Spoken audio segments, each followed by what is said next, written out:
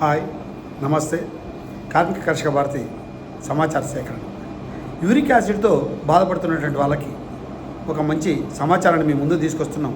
ఈ సమాచారాన్ని పూర్తిగా స్కిప్ చేయకుండా ఈ వీడియో మొత్తం చూసి నూతనంగా సబ్స్క్రైబ్ చేసేవాళ్ళు సబ్స్క్రైబ్ చేయండి. సబ్స్క్రైబ్ చేసిన వాళ్ళు లైక్ చేసి షేర్ చేసి ఈ సమాచారాన్ని అందరికీ చేరవేసేలాగా చూడండి. యూరిక్ యాసిడ్ అనగానే భయాందోళనతో గురవుతున్నటువంటి మనం యూరిక్ యాసిడ్కి పరిష్కారం ఏంటి, ఏ విధంగా చేయొచ్చు, ఏం తినాలి, ఏం తినొద్దు, ఏ విధంగా ఉండాలి, మన జీవనశైలిలో మార్పు ఏ విధంగా ఉండాలి అనేటువంటి విషయాన్ని అనేక విషయాల్ని మేము ముందు తీసుకురావడం కోసం కార్మిక కర్షక భారతి ఈరోజు ఒక చిన్న వీడియో చేసింది. ఈ వీడియోను చూసి స్కిప్ చేయకుండా మంచి సమాచారాన్ని మీకు అందిస్తుంటూ భవిష్యత్తులో కూడా రాబోయే రోజుల్లో సమాచారాన్ని అందించేలాగా కార్మిక కర్షక భారతికి వ్యూవర్స్ అందరూ సహకరిస్తారని మీ వీరమనే రవీందర్రావు. యూరిక్ యాసిడ్ అనగానే అయ్యో నా జీవితం అంతా ఏదో అయిపోయింది, ఇక నేను ఇంతేనా అనేటువంటి స్థితి నుంచి బయటకు రావడం కోసం మన ప్రయత్నాలు చేయడం కోసం మనం ఇప్పుడు చూద్దాం. ప్రధానంగా ఈ సీజన్లో వచ్చేటువంటి నేరేడు పండ్లు మనందరికీ తెలిసిందే. ఎండాకాలంలో ఎక్కువగా కనిపిస్తుంటాయి. వీటిలో అన్ని రకాల విటమిన్లు, మినరల్స్ ఉంటాయి. అయితే నేరేడు పండ్లు తిన్న తర్వాత కొన్నింటిని అస్సలు తినకూడదనేటువంటి విషయాన్ని మనం తెలుసుకోవాల్సినటువంటి అవసరం ఎంతైనా ఉంది. ఎందుకంటే పండ్లు తినగానే అన్ని తింటాం, తాగుతాం, అలా చేయొద్దనేది.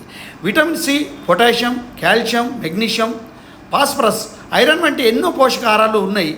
ఇవి ఆరోగ్యానికి ఎంతో మేలు చేస్తాయి. ఈ పండ్లు రక్తహీనతను కూడా నివారిస్తాయి అనేటువంటి విషయాన్ని ఈ సీజన్ల వారిగా వచ్చేటువంటి ఈ నేరేడు పండ్లలో, అంటే జిన్న పండ్లు, నేరేడు పండ్లు రకరకాల ప్రాంతాల వారిగా మనం పిలుస్తుంటాం.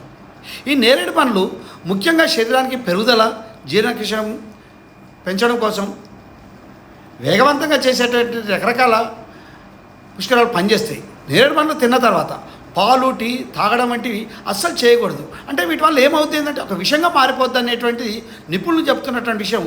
గ్యాస్ట్రిక్ సమస్య కూడా ఏర్పడుతుందని చెప్తున్నారు. కాబట్టి మనం నేరేడు పండ్లు తిన్న తర్వాత వీటిని నివారిస్తే మనకు ఆరోగ్యానికి ఎంతో మేలు జరుగుద్ది. అంటే మనకు గతంలో ఏ పండ్లు తిన్నా, ఏం చేసినా తర్వాత ఏం తినాలి, ఏం తాగకూడదు అనేటువంటి విషయాన్ని మనకు తెలిసేది కాదు. ఇప్పుడు ఈ విషయాన్ని మనం తెలుసుకుంటాం. అంతేకాదు నేరేడు పండ్లు తిన్న తర్వాత స్పైన్స్ ఫుడ్, జంక్ పదార్థాలు కూడా అస్సలు తినకూడదు. ఇవి కడుపులో విషంతో సమానంగా వెంటనే జీర్ణక్రియ ప్రభావం పనిచేయకుండా ఉండేటువంటి స్థితి ఏర్పడుతుంది. కాబట్టి నేరేడు పండ్ల తర్వాత మనం ఈ యొక్క జాగ్రత్తలు తీసుకోవాల్సిన అవసరం ఉంది. అసలు యూరిక్ యాసిడ్ అధికంగా ఉన్నప్పుడు ఏం తినాలి, ఏం తినకూడదు అంటే నిషేధించవలసినవి cool drinks, alcohol, red meat, sea food, process foods, బఠానీలు, బచ్చల కూర, వేరుశనగలు, ఎండు ద్రాక్ష, ఇలా అనేకము. వీటిని ఎంత తగ్గిస్తే అంత మంచిది. ఎప్పుడైనా మనం తిన్నామనుకోండి, మన శరీరంలో ఏమన్నా తేడా వస్తే అది మనకు పడదనేటువంటి విషయాన్ని మనం గ్రహించేసి వెంటనే నిషేధిస్తేనే యూరిక్ యాసిడ్ కంట్రోల్ చేసుకోగలం. ప్రధానంగా యూరిక్ యాసిడ్ ఉన్నటువంటి వాళ్ళు తినవలసినటువంటి పదార్థాలు యాపిల్స్ ఎంతో మంచిది ఆరోగ్యానికి. దాంతోపాటు నిమ్మరసము, రోజు ఉదయం సాయంత్రం నిమ్మరసాన్ని వాడుతూ చెర్రీసు, గ్రేప్స్, ఇలా సి విటమిన్ సంబంధించినటువంటి ఫ్రూట్స్ ఏవైతే ఉన్నాయో వాటిని తింటే పైనాపిల్, పాపయ్య, క్యారెట్, ఇలా అనేకము తినేటువంటి వాటిని మనము తీసుకోవాల్సినటువంటి జాగ్రత్తతో ఈ ఫ్రూట్స్ తింటూ మన ఆరోగ్యాన్ని మనమే కాపాడుకోవడానికి అవకాశం ఉంటుంది.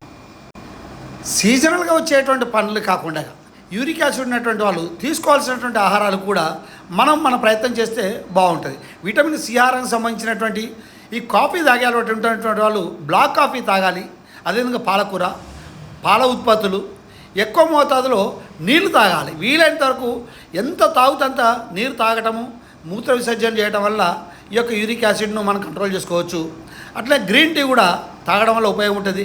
రేగు పండ్లు, నేరేడు పండ్లు, చెర్రీసు, ఈ విధంగా మనము వీటిని భుజించి ఎక్కువ వాటర్ తాగి యూరిక్ యాసిడ్ ఏదైతే మన శరీరంలో తయారవుతుందో మూత్రపిండాల ద్వారా క్యూరిఫై అయ్యేటువంటి ఫిల్టర్ చేసే సమయంలో ఈ యొక్క యూరిక్ యాసిడ్ ఫామ్ అవటం వల్ల ఈ యొక్క కీళ్ళకి రావటము, ఈ మనకు నొప్పులు ఏర్పడటం వల్ల వీటిని తగ్గించుకోవడం కోసం మనం తినేటువంటి ఆహార పదార్థాలు, మనము రోజు చేసేటువంటి దినచర్యల్లో మనము ప్రయత్నం చేయాల్సిందే తప్పితే మెడిసిన్స్ ద్వారా చేయడానికి ప్రయత్నం చేస్తే దాని ద్వారా మన సైడ్ ఎఫెక్ట్స్ కూడా ఎక్కువ రావడానికి అవకాశం ఉంది. కాబట్టి మనం ఏం చేసినా కొంత మన ప్రయత్నం అయితే ఉండాలి.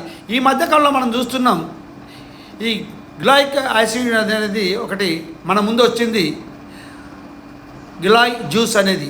అంటే పత్తి తీగతో తయారు చేసేటువంటిది ఇది బాగా పనిచేస్తున్నదంటే ఒక నానుడు వచ్చింది. అది కూడా మనం ప్రయత్నం చేయాలి. ఎక్కువ రేటుకు సంబంధించినటువంటి విషయంగా తక్కువ రేట్లో ఎక్కువ ఉపయోగం ఉండేది మనకు పనికొస్తుంది. ఈ యొక్క గిలాయి జ్యూస్ను కూడా వాడి ప్రయత్నం చేస్తే మనం కొంత ఉపయోగం ఉంటుంది అనేది కూడా మనం ఆలోచనలో అనేక మంది చెప్తున్నటువంటి విషయం. యూరిక్ యాసిడ్ ఉత్పత్తి ఉండటం వల్ల లేదా యూరిక్ యాసిడ్ బయటకు సరిగ్గా వెళ్ళకపోవడం వల్లనే ఈ హైపర్ యూరిక్ యాసిడ్ మారుతుంది. ఇది కీళ్ళల్లోకి చేరి మనకు ఇబ్బంది పెట్టేటువంటి పరిస్థితి వస్తుంది. ఘాట్కి ఇది ఇంకా ఎక్కువ స్థాయిలో పెరగకపోతే దీన్ని గౌట్ ఆర్థరైట్ అంటారు. ఈ నొప్పి భరించలేక మనం అనేక ఇబ్బందులు పడతాం. ఏది ఏమైనా ఎక్కువ వాటర్ను తాగటం, సి విటమిన్ సంబంధించినటువంటి ఫుడ్ని తీసుకోవటము, కనీసము రోజుకు 3 నుంచి 5 లీటర్లు 6 లీటర్ల ద్రవ పదార్థం మంచినీళ్ళు తాగటం వల్ల ఈ మూత్రపిండాలు వాటిని ఎక్కువ ఫిల్టర్ చేసేసి ఈ ఫిల్టర్ చేసినటువంటి దాని ద్వారా ఈ యొక్క బయటికి పోవటం వల్ల మనకు ఉపయోగం జరుగుతుంది.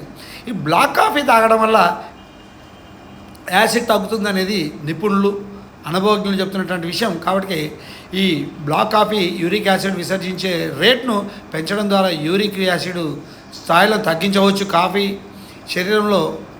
కాబట్టి మనము అవకాశం ఉన్నంత వరకు మన అలవాటుకు మించి ఈ యూరిక్ యాసిడ్ తగ్గించుకోవడం కోసం మనం ఏ ఆహారం వాడినా ఏ పదార్థాలు వాడినా మనం వాడుతున్నటువంటి సమయంలో డాక్టర్ను సలహా తీసుకొని వాడుతూనే మనం వాడుతున్నటువంటి కూరగాయలు కానీ పండ్లు కానీ ఏవైనా వాడుతున్న సందర్భంలో మన శరీరంలో మార్పు వచ్చేసి నొప్పి వస్తుందంటే మన శరీరానికి పడదు అనేటువంటి విషయాన్ని గ్రహించి దాన్ని మానేయడం మంచిది.